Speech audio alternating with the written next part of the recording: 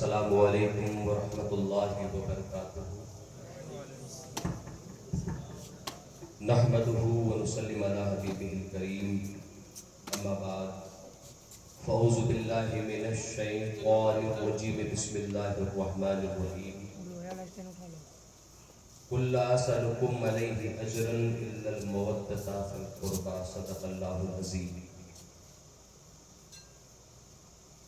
کچھ کہنے سے قبل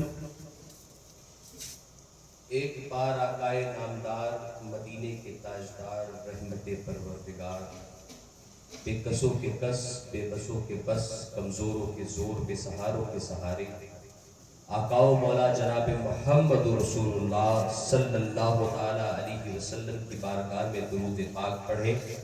اللہم صلی علی سیدنا و مولانا محمد وعلى آل سيدنا ومولانا محمد بعدد كل حسنه وجماله۔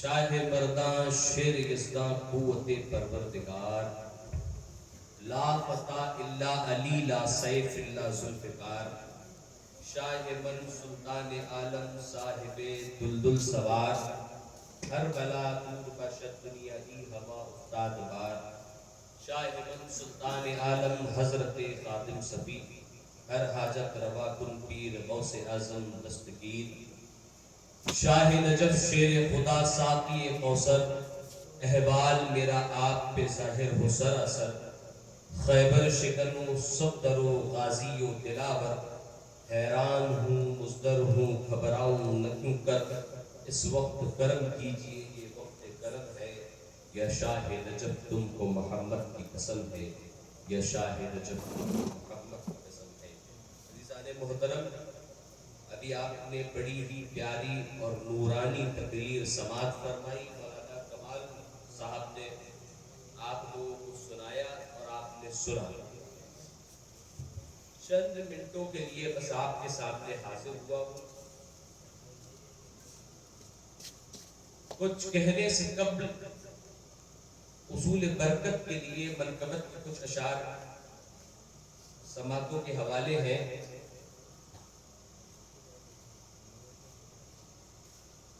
کس زبان سے ہو بیان عز و شان اہل بیت، کس زبان سے ہو بیان عز و شان اہل بیت، مدح کوئے مصطفیٰ ہے، مدح خان اہل بیت، مدح کوئے مصطفیٰ ہے، مدح خان اہل بیت، بے اجازت جن کے گھر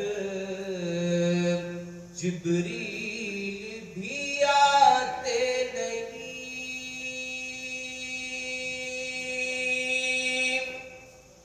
بے اجازت جن کے گھر جبریل بھی آتے نہیں، قدر والے جانتے ہیں قدر و شان اہل بیت، قدر والے جانتے ہیں قدر و شان اہل بیت، گھر لٹانا سر کٹانا کوئی ان سے سیکھ لے، حق ہے، گھر لٹانا سر کٹانا کوئی ان سے سیکھ لے، اور جانے عالم ہو فدائے خاندان سبحان اللہ سبحان جان عالم ہو فدائے خاندان اہل بیت. یہ شعر خاص طور سے نظر ہے آپ لوگوں کے لیے کہ اہل بیت پاک سے بے باکیا گستاخیاں، اہل بیت پاک سے بے باکیا گستاخیاں، جانے اہل بیت پاک سے بے باکیا گستاخیاں، لعنت اللہ علیکم دشمنان اہل بیت، بہت خوب لعنت اللہ علیکم دشمنان اہل بیت. مدح گوئے مصطفیٰ ہے مدح خانے اہل بیت. آخری شعر ہے کہ بے ادب گستاخ فرقوں کو سنا دے اے حسن، بے ادب گستاخ فرقوں کو سنا دے اے حسن، یوں بیاں کرتے ہیں سنی داستان اہل بیت. سبحان اللہ یوں بیاں کرتے ہیں سنی داستان اہل بیت. مدح گوئے مصطفیٰ ہے مدح خانے اہل بیت. خود پاک پڑھ لے اللہم صلی علی سیدنا و مولانا محمد وعلی آل سیدنا و مولانا محمد بعدد کل حسنہ و جمالہ. عزیزان محترم،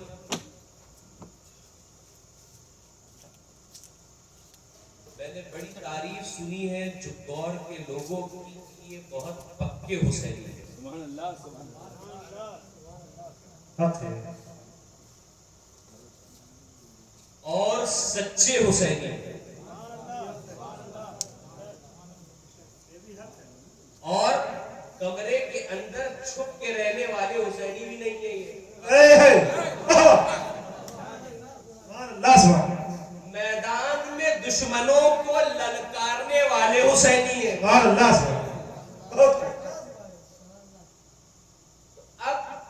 اب دیکھیے حسینی جو ہوتا ہے وہ خاموش نہیں ہوتا ہے. حسینی ہمیشہ بولتا ہے کیونکہ تمہارے آقا سر کٹوانے کے باوجود بھی نیزے پہ چڑھ کے بولے تھے. صبر مبارک جب جشن مبارک سے جدا ہو گیا، جدا ہونے کے باوجود بھی آپ کے زبان مبارک سے قرآن کریم کی تلاوت ہو رہی ہے. تو آپ کون سے والے حسینی ہیں؟ وہ حسینی ہے کہ ہمارا اگر سر بھی کٹ جائے، ہماری اگر زبانیں بھی کٹ جائیں، تب بھی ہم حسین کا نعرہ لگانا نہیں بھولیں گے. سبحان اللہ سبحان حق ہے.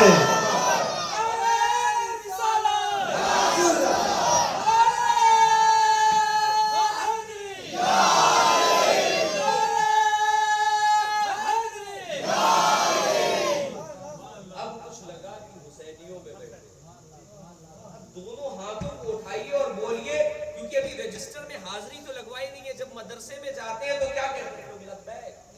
کم سے کم ارے کہتے ہیں کہ حاضری تو لگوائی لیجیے حسین کے رجسٹر میں.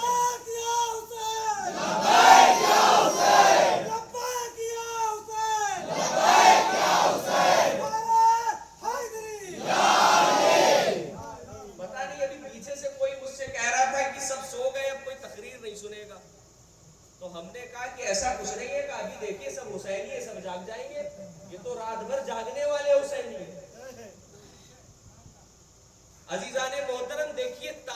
اس کی ہے. تعریف اس کی کرو ہمیشہ کہ جس کی صرف مسلمان ہی نہیں غیر قومیں بھی تعریف کریں. اور حسین صرف مسلمانوں کے نہیں عالم انسانیت کے لیے. تو ایک شاعرہ ہے روپ کمار دیو، وہ کہتی ہے کہ نثارے مرتضی ہوں پنجتن سے پیار کرتی. بہت غور سے سنیے گا تو سناؤں گا.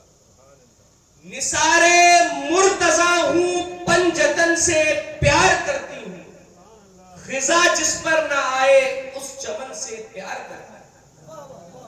خزاں جس پر نہ آئے اس چمن سے پیار کرتی ہوں. عقیدہ مذہب انسانیت میں کب ضروری ہے. نثارے مرتضی ہوں پنجتن سے پیار کرتی ہوں. جب تک کہ آپ آگے نہیں بولیں گے ہم آگے شعر نہیں پڑھیں گے. نثارے مرتضی ہوں پنجتن سے پیار کرتی ہوں، خزاں جس پر نہ آئے اس چمن سے پیار کرتی ہوں. عقیدہ مذہب انسانیت میں کب ضروری ہے. عقیدہ مذہب انسانیت میں کب ضروری ہے. میں ایک بت پرست ہوں، بت شکن سے پیار کرتا ہوں.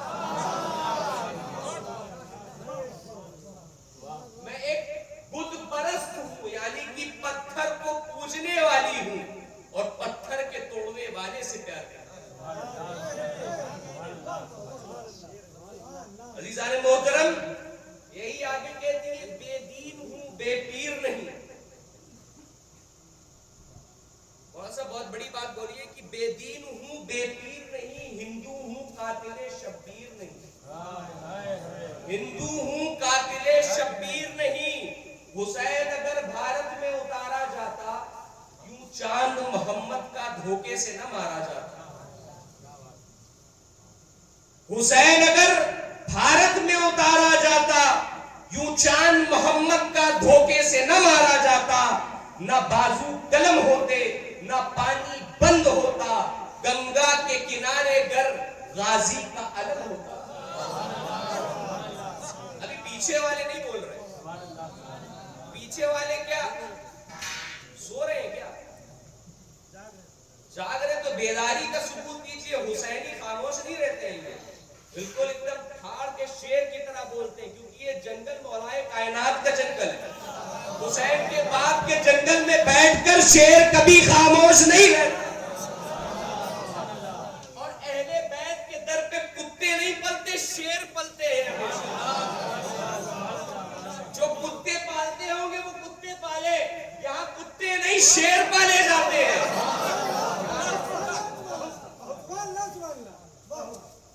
یہاں کتے نہیں شیر پالے جاتے ہیں. عزیزان محترم تو شیروں کی طرح دہاڑیے. اور یہ دیکھیے خصوصیت ہوتی ہے شیر کی، جب شیر دہاڑتا ہے تو جتنے وہاں کے کمزور جانور ہوتے ہیں ان کے کلیجے پھٹ جاتے ہیں. تو نعرہ علی کا ایسا لگائیے کہ منافقوں کے کلیجے پھٹ.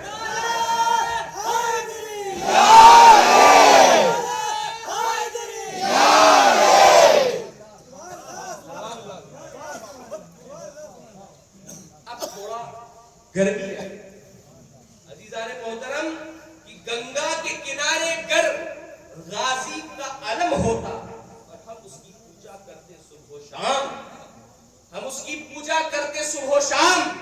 ہندو بھاشا میں وہ بھگوان پکارا جاتا ہے. یہ ہندوؤں کا عقیدہ ہے حضرت امام حسین کے لیے، کیونکہ حسین صرف مسلمانوں کے لیے نہیں. شاعر کہتا ہے کہ انسان کو بیدار تو ہو لینے دو، انسان کو بیدار تو ہو لینے دو، ہر قوم پکارے گی ہمارے ہے حسین.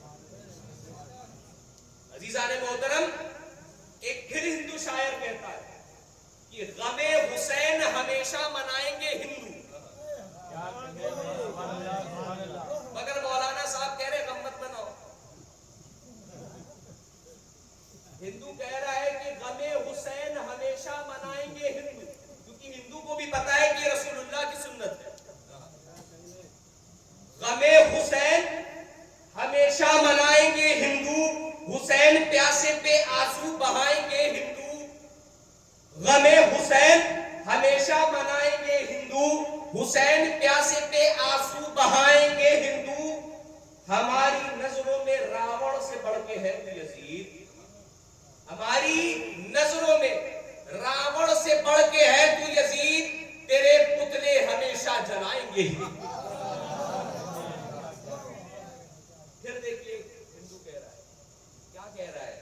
کہہ رہا ہے کہ سن کے اس قدر میں رویا داستان کربلا، سن کے اس قدر میں رویا داستان کربلا، میں تو ہندو ہی رہا آنکھیں حسینی ہو گئی،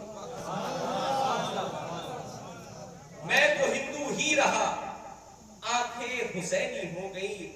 اور علامہ اقبال کیا فرماتے ہیں کہ بیاں سر شہادت کی اگر تفسیر ہو جائے، بیاں سر شہادت کی اگر تفسیر ہو جائے، مسلمانوں کا قبلہ روضہ شبیر ہو جائے،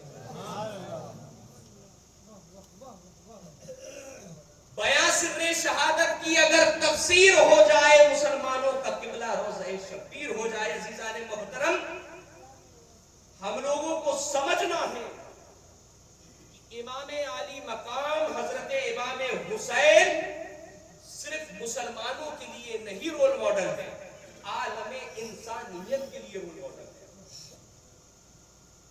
کیونکہ جب جب جہاں جہاں اس دھرتی پہ اس زمین پہ ظلم نے اپنا سر اٹھایا ہے، تو جتنے عاشقان حسین ہیں میدان پر لبیک یا حسین کر کر کود گئے اور یزیدیت کا پن کچل دیا ہے۔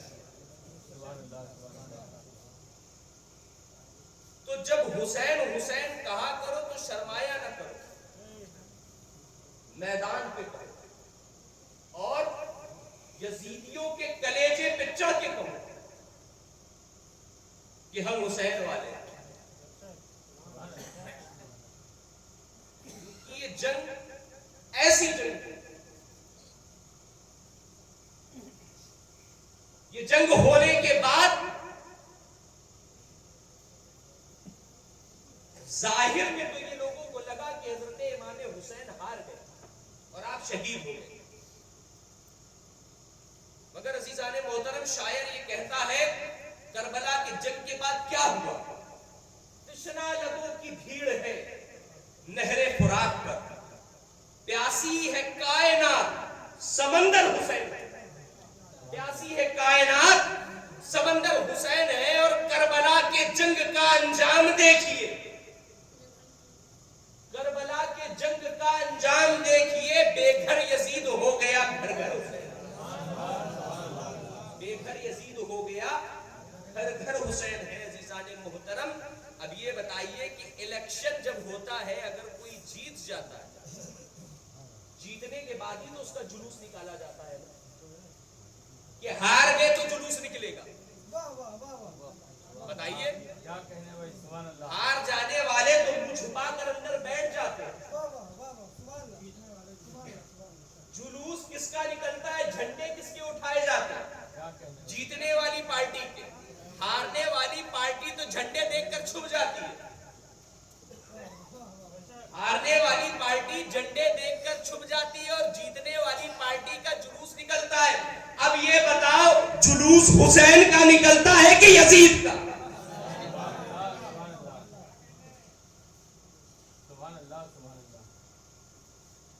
تو جیتا کون، ہارا کون؟ اور دیکھیے ایک جملہ بڑا اچھا یاد آیا، صوفیہ اکرام کا جملہ ہے، دیکھیے بھائی ہم لوگ صوفی لوگ ہیں، خانقاہوں سے وابستہ ہیں، تو صوفیہ اکرام فرماتے ہیں کہ سیدوں کی جنگ کا یہ انجام ہے، اگر جو سیدوں سے لڑتا ہے اس کا انجام سنیے آپ، کہ جو ان سے محبت میں ہار جاتا ہے، جو ان سے محبت میں ہار جاتا ہے کہ یہ سید ہے، وہ جنید بغدادی بن جاتا ہے،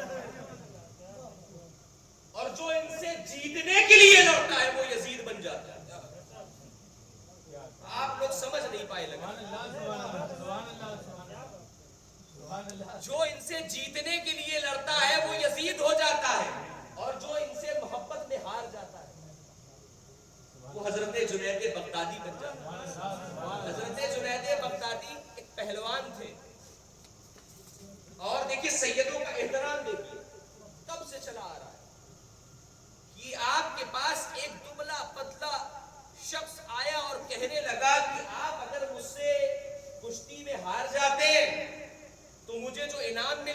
سے میں اپنی بیٹیوں کی شادی کر لوں گا. میں سید ہوں, میں زکات اور خیرات صدقہ لے نہیں سکتا, اور میرے پاس کوئی آپشن نہیں ہے, راستہ نہیں ہے. تو حضرت جنید بغدادی نے کہا ٹھیک ہے تم اگر آلے رسول ہو تو میں تم سے ہار جاؤں گا. اب کشتی ہوئی, آپ اپنے زمانے کے نامور پہلوان, کشتی ہوئی, کشتی ہونے کے بعد آپ ہار گئے. وہاں کے جو لوگ تھے بڑے ناراض ہو گئے کہ تم اتنے دبلے پتلے انسان سے ہار گئے, سارا انعام اکرام وہ جیت لے گیا. آپ کی بڑی بے عزتی کی گئی, آپ کو بڑا پریشان کیا گیا. آپ اتنا پریشان ہو گئے, اتنا پریشان ہو گئے کہ گھر میں آ کر سو گئے. روتے روتے روتے روتے روتے روتے سو گئے. سوتے ہیں تو خواب میں سرکار دو عالم تشریف لاتے ہیں. روتے روتے جب سوتے ہیں تو سرکار دو عالم خواب میں تشریف لاتے اور کہتے ہیں جنید آج تو نے میرے آل کی عزت کی, قیامت کے دن میں تیری عزت بڑھاؤں گا. اور جا اس آل رسول کے صدقے میں تجھے میں نے ولایت عطا کر دی. اور آج صوفی ازم میں, تصوف میں جب تک کہ حضرت جنید بغدادی کو شامل نہ کیا جائے تو تصوف مکمل نہیں ہوتا. عزیزان محترم, جو ان سے محبت میں ہار جاتا ہے وہ جنید بغدادی ہو جاتا ہے, اور جو ان سے جیتنے کے لیے لڑتا ہے وہ یزید ہو جاتا ہے. زندگی بھر اس کے اوپر لعنت ہوتی ہے, زندگی بھر اس کے اوپر لعنت برستی ہے. عزیزان محترم, اب لوٹ کر آتے ہیں آیت مودت پر. قُلْ لَا أَسْأَلُكُمْ عَلَيْهِ أَجْرًا إِلَّا الْمَوَدَّةَ فِي الْقُرْبَى.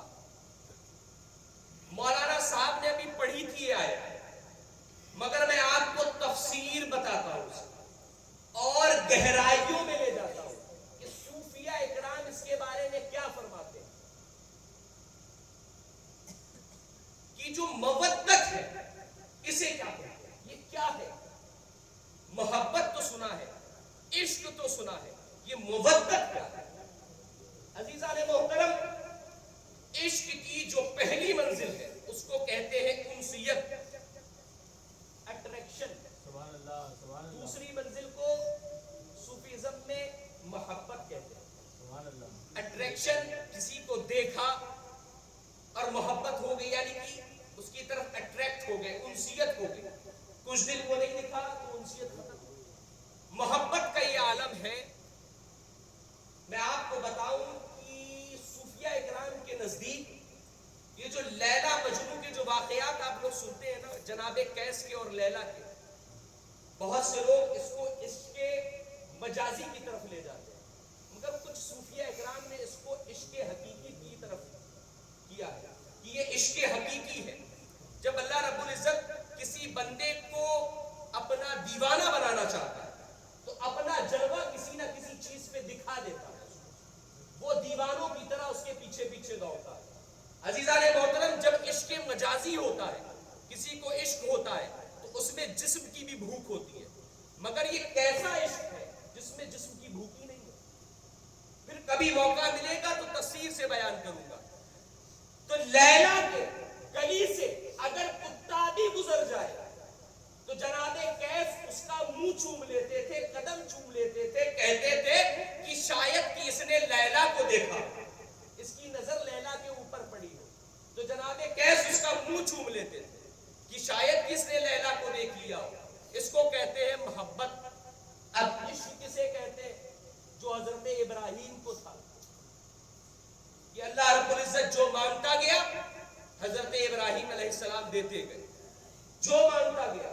عشق کیسا حضرت ابراہیم علیہ السلام کا, دیکھیں آپ کو وہی لے کر آؤں گا کربلا میں, مگر سنیے گا غور سے. عشق کیسا ابراہیم علیہ السلام کا, اللہ رب العزت نے ایک وقت ایسا آیا کہ حضرت ابراہیم علیہ السلام کو اللہ رب العزت نے خوب دولت سے نوازا. اس وقت کی دولت بھیڑ بکری ہوتی تھی اور اونٹ ہوتے تھے. تو اللہ رب العزت نے آپ کو خوب دولت سے نوازا. پھر امتحان کے لیے ایک فرشتے کو بھیج دیا.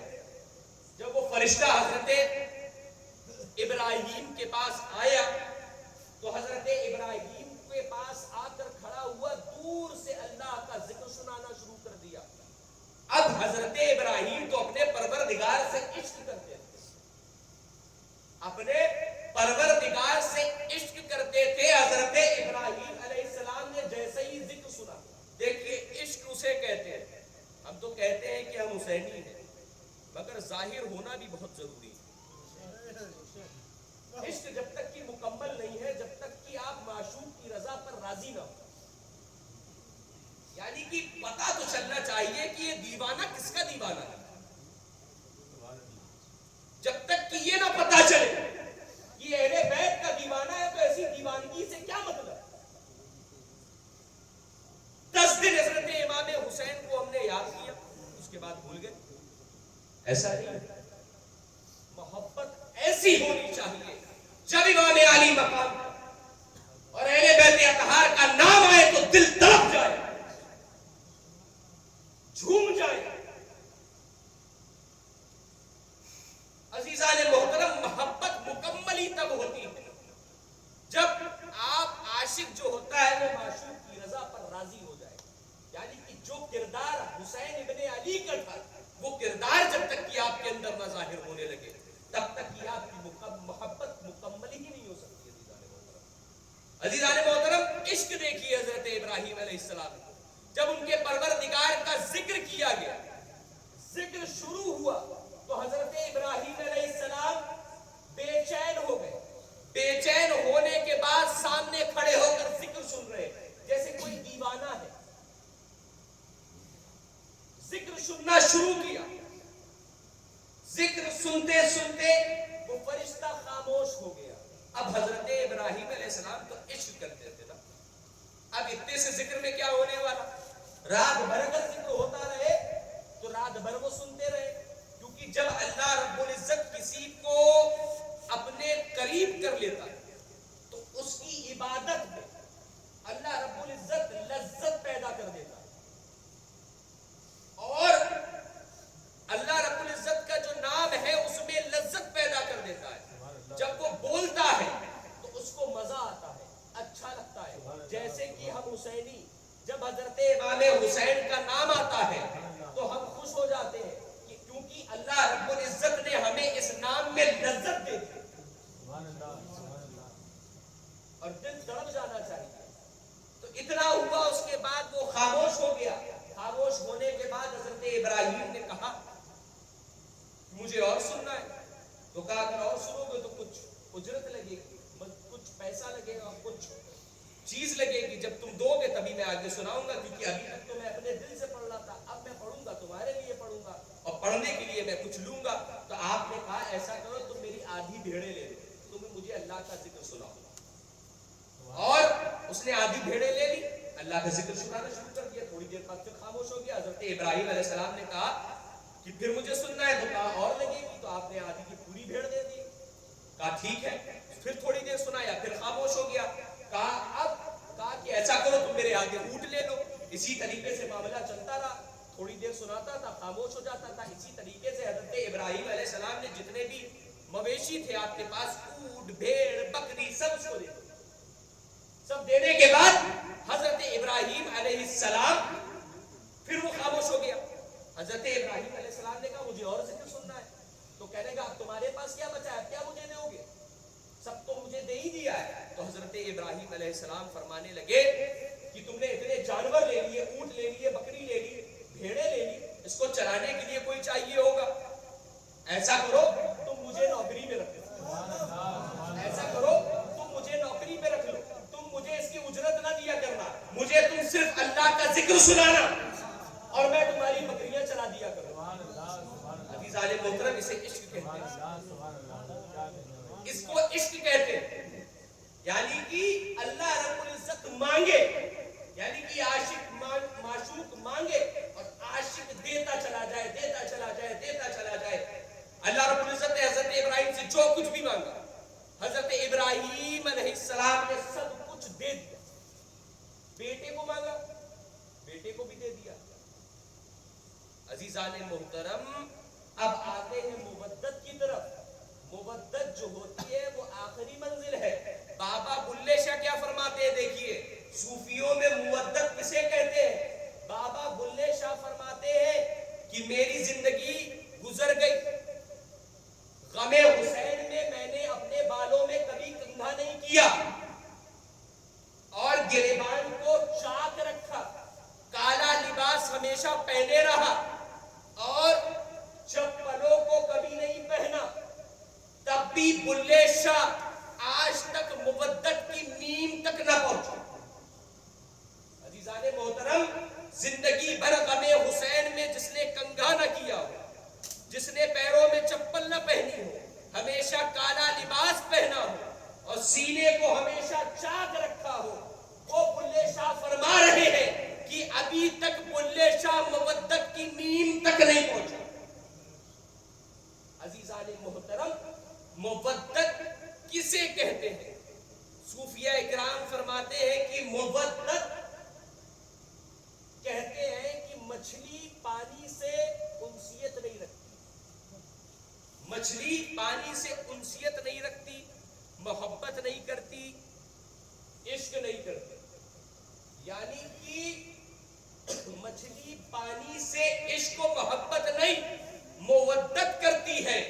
اگر مچھلی کو پانی سے نکال لیا جائے تو مچھلی تڑپنے لگتی ہے، تبھی رسول کریم نے آپ سے فرمایا کہ اہل بیت سے انسیت نہ رکھنا، محبت نہ کرنا، عشق نہ کرنا، کرنا تو مودت کرنا۔ اگر تمہارے دل سے ذکر حسین، ذکر علی، ذکر جناب سیدہ اور ذکر رسول نکال لیا جائے تو جس طریقے سے مچھلی بنا پانی کے تڑپتی ہے اس طریقے سے تڑپتے رہنا۔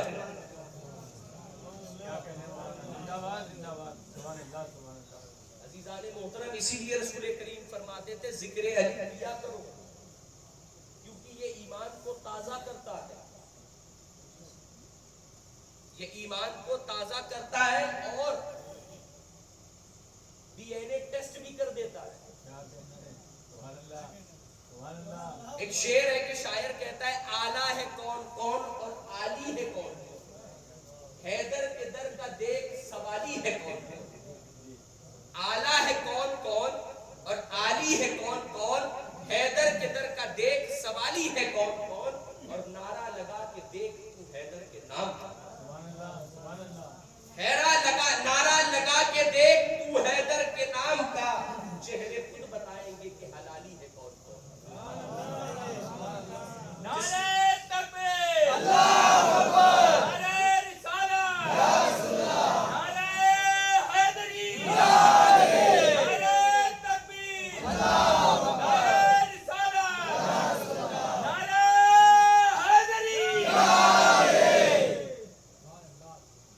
عزیزان محترم، کیونکہ یہ طریقہ صحابہ اکرام کا طریقہ ہے، یہ ہمارا طریقہ تھوڑی نا، میں تھوڑی نہ کہہ رہا ہوں، میں کہی نہیں رہا ہوں یہ بات، میں کہوں گا تو پتہ نہیں مولانا صاحب کہاں سے بنا کے لے کے آئے تھے یہ بات، میں نہیں کہہ رہا، یہ صحابہ اکرام کہہ رہے ہیں۔ پوچھا گیا کہ جنگ میں آپ منافقوں کی پہچان کس طریقے سے کرتے ہیں، تو فرماتے ہیں کہ ہم جا کر ذکر علی کرنے لگتے ہیں، جس کا چہرہ اتر جاتا ہے ہم سمجھ جاتے ہیں یہ منافق ہے، اور جس کا چہرہ کھل جاتا ہے ہم سمجھ جاتے ہیں یہ مومن ہے۔ اور دیکھیے ایک اور بات بتا دیں، ایک شاعر کہتا ہے کہ قتل حسین اصل میں مرگ یزید ہے، اور اسلام زندہ ہوتا ہے ہر کربلا کے بعد۔ اس وقت جو دور چل رہا ہے مولانا صاحب، وہ دور یہ ہے کہ میں شاعر سے بڑی معذرت چاہتا ہوں کہ ذکر حسین اصل میں مرگ یزید ہے۔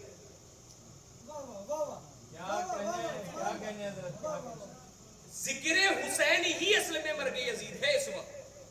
اگر یزیدیت کو ختم کرنا چاہتے ہو تو حسین حسین دم سے بولا، ڈنکے کی چوٹ پہ بولا کرو۔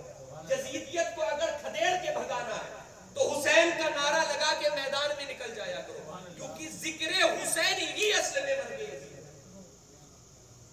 جہاں جہاں ذکر ان کا ہوگا وہاں سے یزیدیت، منافقت بھاگے گی دوڑ کر، اور ڈی این اے ٹیسٹ بھی ہو جائے گا، پتہ بھی چل جائے گا کون اپنا ہے کون پرایا ہے۔ صحیح ہے کہ نہیں ہے؟ کیونکہ علی سے دشمنی کرنے والوں کا حال بہت برا ہے، کیونکہ علی قوت پروردگار ہے، اسد اللہ ہے۔ عزیزان محترم، یہ قوت پروردگار کی قوت رکھنے والے ہیں، ان سے ٹکرانا خدا سے ٹکرانا۔ عزیزان محترم، پھر میں ادھر ہی آتا ہوں کہ مودت اسے کہتے ہیں کہ اگر اہل بیت کا ذکر نہ سنیے، دیکھیے بہت جلدی گفتگو سمیٹ کر ختم کروں گا کیونکہ ٹائم زیادہ ہو گیا ہے، کہ محبت اور مودت میں بہت ڈفرنس ہے۔ ذکر اہل بیت نہ سنو تو تڑپنے لگو، ایسے عاشق بنو، ایسے مودت کرو۔ عزیزان محترم، اب میں بتاؤں کہ رسول کریم صلی اللہ تعالی علیہ وسلم کیسے مودت کرتے ہیں، محبت اور مودت کو ختم کرتے ہیں۔ اب آپ کو بتائیں کہ مودت، ابھی جیسے کہ مولانا صاحب نے بیان کیا، اس زانو پہ حضرت قاسم بیٹھے اور اس پہ حضرت امام حسین۔ اللہ رب العزت نے کہا کہ وہ اے میرے پیارے رسول ذرا بتائیے کس سے مودت ہے، تو آپ نے کہا اہل بیت اطہار یعنی کہ حضرت امام حسین کو آپ نے چن لیا اور اپنے بیٹے کو حضرت امام حسین کے لیے قربان کر دیا، اس کو مودت کہتے ہیں۔ یعنی کہ اپنی محبوب چیز کو قربان کر دینا، اور ذکر ان کا نہ سنو تو تڑپ جاؤ، اس کو مودت کہتے ہیں۔ جب تک کہ آپ کسی محبوب چیز کو قربان نہیں کرو گے تب تک کہ مودت میں آپ کو مزہ نہیں آئے گا۔ یعنی کہ جیسے ہم نماز پڑھنے کے لیے جاتے ہیں، نماز پڑھنے کے لیے گئے تو باہر جیسے کوئی کام کر رہے ہیں تو ہم اپنے کام کو تیاگتے ہیں اللہ کی رضا کے لیے۔ جب تیاگ کرتے ہیں تبھی تو کچھ ہم کو ملتا ہے نا، تیاگ کرنے والے کو ہی کچھ ملتا ہے۔ میرے والد محترم کے پیر و مرشد حضرت سید سلطان محمد عارف علی شاہ، نام جانتے ہوں گے آپ لوگ، مجگواں شریف، وہ ہمیشہ فرماتے تھے کہ اگر کچھ بننا ہے، اگر کچھ کرنا ہے تو ایک چیز کو چھوڑو گے، ترک کرو گے، چھوڑو گے، تبھی دوسری چیز کو پا سکتے ہیں۔ جب اچھائی کی طرف جاؤ گے تو برائی سے دور ہو جاؤ گے، برائی کی طرف جاؤ گے تو اچھائی سے دور ہو جاؤ گے، مشرق کی طرف جاؤ گے تو مغرب سے دور ہو جاؤ گے، مغرب کی طرف جاؤ گے تو مشرق سے دور ہو جاؤ گے۔ عزیزان محترم، ہر انسان کے اندر حسین بھی ہے اور یزید بھی ہے، ہر شخص کے اندر حسین بھی ہے اور یزید بھی ہے، مگر ہم حسینی کردار کو ظاہر نہیں کر پاتے، یزیدیت حاوی ہونے لگتی۔ جو انسان برے کام کے لیے نکلے سمجھ لیجئے اس کے اندر یزیدیت آگے بڑھ رہی ہے۔ جو انسان اہل بیت اطہار کے پہ چلے، اہل بیت اطہار کے طریقے پہ چلے اور ان کے طریقے پہ چلے اور ان کی محبت کا لبادہ اوڑھ لے، اس کے اندر حسینیت زندہ ہے۔ عزیزان محترم، سمجھنے کی بات یہ ہے کہ حسین کسی عام ہستی کا نام نہیں، حسین رسول کریم کی تپسیا کا نام ہے، آپ کی قربانیوں کا نام ہے۔ عزیزان محترم، بہت سے لوگ کہتے ہیں کہ حسین، بہت سے لوگ کہتے ہیں کہ رسول کریم حضرت امام حسین سے کبھی جدا نہیں کیا، اور حضرت عبداللہ بن عمر کا سے روایت ہے کہ آخری جو رسول کریم کے جملے تھے وہ بھی یہ تھے کہ میرے اہل بیت کو تلاش کرو، میرے اہل بیت کو تلاش کرو۔ عزیزان محترم، حضرت امام حسین اور حضرت امام حسن اور حضرت امام حسین یعنی کہ حسنین کریمین رسول کریم سے کبھی جدا ہی نہیں ہوئے، ہمیشہ رسول کریم اپنے قریب کیے رہے، کیونکہ آپ بڑی محبت کرتے تھے، ایک کے گلے میں بوسہ لیتے تھے اور ایک کے ہونٹوں میں بوسہ لیا کرتے تھے۔ عزیزان محترم، جب جناب سیدہ نے رسول کریم سے فرمایا کہ آپ نے ان کو اپنا وارث بنایا ہے تو ان کے لیے کیا وراثت چھوڑی ہے آپ نے، تو آپ نے فرمایا میں نے حسن کو اپنی حکمت دی ہے، حسن کو اپنی حکمت دی ہے اور حسین کو شجاعت. شجاعت کسے کہتے ہیں؟ شجاعت اسے کہتے ہیں کہ لاکھوں دشمن آپ کو گھیرے پھر بھی آپ مسکرا رہے ہیں. اسی لیے علماء کرام فرماتے ہیں کہ تاریخ میں حضرت علی اصغر جیسا شجاع دیکھا ہی نہیں گیا. 6 مہینے کا بچہ یزیدیوں کے سامنے مسکرا رہا. 3 دن سے اس نے دودھ نہیں پیا مگر مسکرا رہا تھا. تو یہ جو شجاعت ہے حسین کی ٹہنی میں کیسے آئی؟ کیونکہ یہ وراثت رسول کریم نے عطا کی. اب رسول کریم کی شجاعت بتائیں کہ بدر کا میدان ہے. رسول کریم نے فرمایا کہ چاہے کچھ بھی ہو جائے، یہ احد کا میدان ہے، چاہے کچھ بھی ہو جائے احد کی پہاڑی کو مت چھوڑ دو. اگر چھوڑو گے تو نقصان ہو جائے گا. مگر جنگ ہوئی، حالات ایسے بنے کہ ایسا لگا کہ جیت گئی، ہم لوگ جیت گئے، مسلمان جیت گئے. تو جتنے بھی صحابہ اکرام تھے سب اتر کے نیچے چلے گئے. اب اتنی دیر میں خالد ابن ولید نے پیچھے سے حملہ کر دیا تو ایک دم سے بھگدڑ مچ گئی. بھگدڑ جب مچی تو رسول کریم صلی اللہ تعالی علیہ وسلم کو چاروں طرف سے کافروں نے گھیر دیا. ابھی خالد ابن ولید ایمان نہیں لائے تھے، ایمان تو آپ بعد میں لائے بدر کے بعد. اور رسول کریم کو جب 7 گھیروں میں گھیر دیا گیا کہ اب ان کو قتل کر دیا جائے، جس میں رسول کریم کے دندان مبارک بھی شہید ہو گئے. اس میں کافی نقصان ہوا تو مسلمانوں کا. حضرت حمزہ بھی شہید ہو گئے تھے. عزیزان محترم 7 گھیروں میں رسول کریم کو روک لیا گیا، گھیر لیا گیا، چاروں طرف سے نیزے لگا دیے گئے. یہ جو دعوت لوگوں تک کی پہنچا رہے ہیں، آج سے دعوت ختم، کیونکہ ہم ان کو شہید کر دیں. آج سے دعوت ختم ہو جائے گی.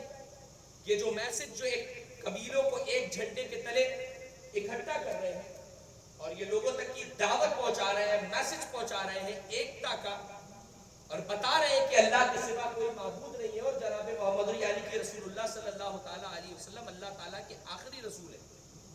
یہ جو میسج پہنچا رہے ہیں یہ میسج آج سے ختم ہو جائے گا. کافروں نے اس سوچ میں رسول کریم کو جب چاروں طرف سے گھیر لیا، رسول کریم صلی اللہ تعالی علیہ وسلم مسکرا رہے تھے. رسول کریم مسکرا رہے تھے. اب یہ شجاعت حضرت علی اصغر میں آئی کہاں سے؟ یہ سب دین تو رسول اللہ کی ہے،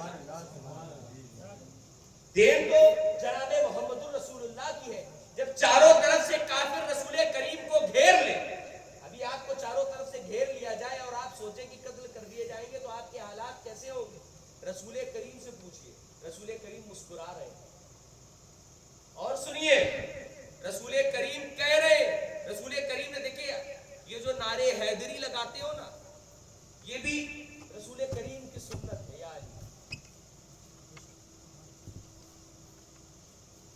رسول کریم نے کہا علی کہاں ہو؟ اتنی دیر میں حضرت علی احد کے میدان میں صفوں کو چیرتے ہوئے رسول کریم کے قریب پہنچ گئے جیسے کہ کوئی بجلی پہنچتی ہے. عزیزان محترم، اب آپ سوچ رہے ہوں گے کہ رسول کریم کے پاس بھی تلوار، آپ کیوں نہیں حملہ کر رہے، آپ کیوں نہیں لڑ رہے؟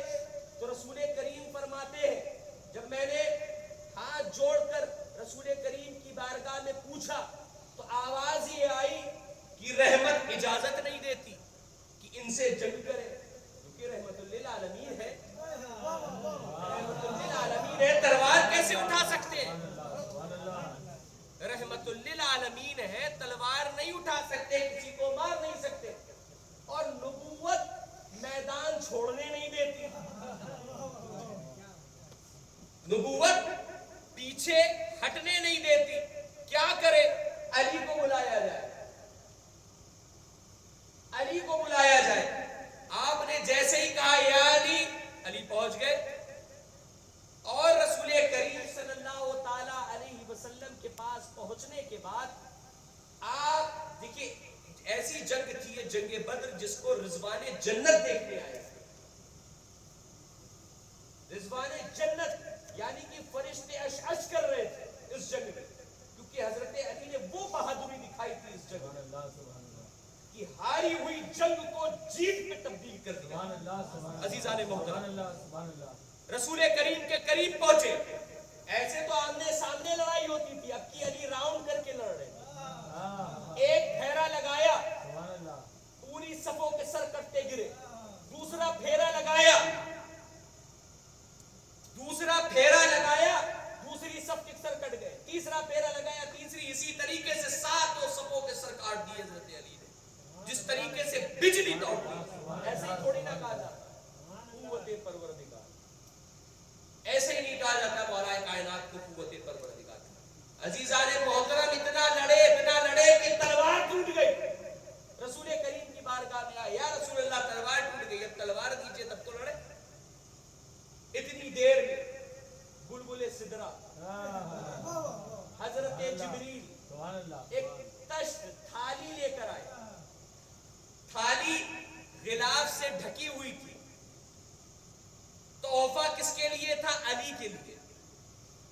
عزیزان محترم, تحفہ کس کے لیے تھا؟ علی کے لیے. اب یہ تحفہ جیسے ہی نیچے آیا رسول کریم کے پاس, اب جیسے آپ کو بتاؤں کہ اگر ہمارے فیصل بھائی کی شادی ہو, پیسہ ہم لگائیں, خرچہ ہم کریں, ٹھیک ہے, اور ہم یہ سوچیں کہ کوئی تحفہ ہمارے لیے آ جائے, بھائی ہمارے لیے کچھ لائے ہو, تو کہیں گے اچھا تمہارے لیے. شادی تو وہی تھوڑی نا جو تمہارے لیے آئے گا تحفہ ہے. بتاؤ بھائی, تحفہ کس کے لیے آئے گا؟ جس کی شادی ہوگی. اور بدر کا دولہا کون؟ علی. احد کا دولہا کون؟ علی. خندق کا دولہا کون؟ علی. خیبر کا دولہا کون؟ علی. تو تحفہ کس کے لیے آئے گا؟ علی کے لیے آئے گا. اب تھالی آئی, تھالی میں ایک تلوار تھی جس کا نام تھا ذوالفقار. ایک تلوار آئی, تلوار کا نام تھا ذوالفقار. اب اپنے ذہنوں کو بہت حاضر کریے گا, بہت اچھا جملہ بولوں گا. اگر سمجھ نہیں پائے تو پھر زندگی بیکار ہے آپ.